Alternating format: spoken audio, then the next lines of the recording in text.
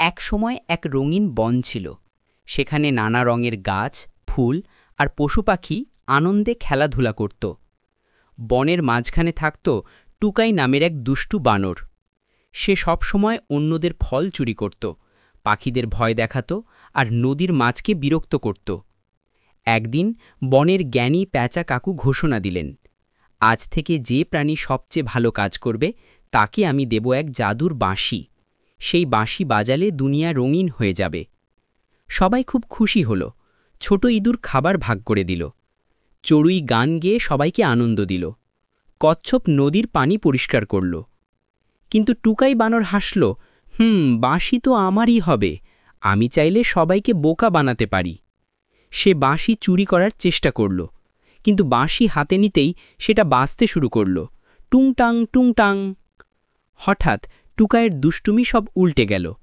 বাঁশির সুরে তার মন ভালো হয়ে গেল। সে দেখল যত দুষ্টুমি সে করেছে তাতে কারো ক্ষতি হয়েছে। এবার সে কান্না করে বলল, আমি আর খারাপ হব না, আমাকে মাপ করো। বনের সবাই টুকাইকে ক্ষমা করল। সেই দিন থেকে টুকাই বানর বাঁশি বাজিয়ে সবাইকে হাসাত, খুশি করত, আর বনটা হয়ে উঠল আরও রঙিন, আরও সুন্দর।